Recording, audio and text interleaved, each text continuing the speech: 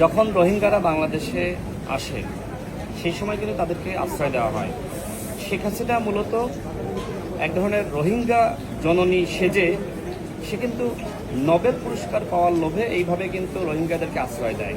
দেখেন ওই সময় যে রোহিঙ্গারা আসলো, সরকার চাইলে কিন্তু তাদেরকে খুব দ্রুত সময়ের মধ্যে মায়ানমারে ফেরত পাঠাতে পারত। কিন্তু ওই যে শেখ হাসিনাকে কিছু কিছু বুদ্ধিজীবী পরামর্শ দিল যে আপনার নোবেল দরকার, এই জন্য আপনি মাদার অফ হিউম্যানিটি হতে হবে।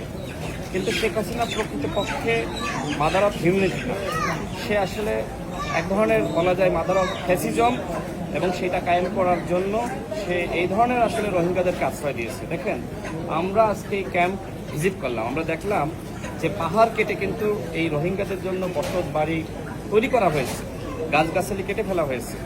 রোহিঙ্গাদের প্রতি আমাদের সহমর্মিতা, ভালোবাসা সবই আছে, কিন্তু এটা তো আমাদের ভবিষ্যতের জন্য এক ধরনের হুমকি হতে পারে। নিশ্চয়ই আপনি জানেন যেভাবে ওই ফিলিস্তিনকে ইসরায়েল দখল করেছে, ঠিক একইভাবে আমাদের রোহিঙ্গারা পরবর্তীতে আমাদের এই কক্সবাজার অঞ্চল যে দখল করবে না তার নিশ্চয়তা কি? পৃথিবীর বিভিন্ন দেশে আপনি খোঁজ নেন যে একবার যারা শরণার্থী হিসেবে এসেছে তারা কিন্তু ফেরত যায়নি। আজ থেকে 10 বছর পরে কি হবে? তারা কি আদৌ ফেরত যাবে? ফেরত পাঠাতে পারবেন? হ্যাঁ, সম্ভব, যদি আমাদের রাজনৈতিক সদিচ্ছা থাকে।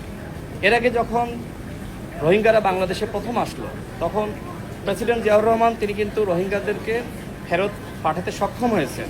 এমনকি সাবেক প্রধানমন্ত্রী বেগম খালেদা জিয়া তিনিও পেরেছেন। শেখ হাসিনা কেন পারলেন না? তার মানে তারও যে একটা লোভ ছিল যে নোবেল পেতে হবে, সেই লোভে আসলে তিনি ওই ধরনের রাজনৈতিক কোনো উদ্যোগ নেননি, এমনকি কূটনৈতিক তৎপরতা সেটাও তো আসলে তিনি চালাননি। এখন অন্তর্বর্তীকালীন সরকারের মাননীয় প্রধান উপদেষ্টা তিনি যেটি আমাদেরকে বলেছেন যে আগামী রমজান রোহিঙ্গারা তাদের নিজ দেশ মায়ানমারে পালন করবে, এই লক্ষ্যে তিনি উদ্যোগ নিয়েছেন। ইতোমধ্যে জাতিসংঘের মহাসচিব এসেছে, একসাথে রোহিঙ্গাদের সাথে ইফতার করেছে। সরকার গতকাল যে ফরমাল উদ্যোগ নিয়েছে সেখানে সমস্ত রাজনৈতিক দল এবং অ্যাম্বাসেডার তারাও কিন্তু এসেছে, এবং বিভিন্ন মানবাধিকার সংগঠনের যারা প্রতিনিধি তারাও এসেছে। আমি দৃঢ় আশা রাখছি অন্তর্বর্তীকালীন সরকার সফল হবেন রোহিঙ্গাদেরকে তাদের নিজ দেশ মায়ানমারে পাঠানোর জন্য।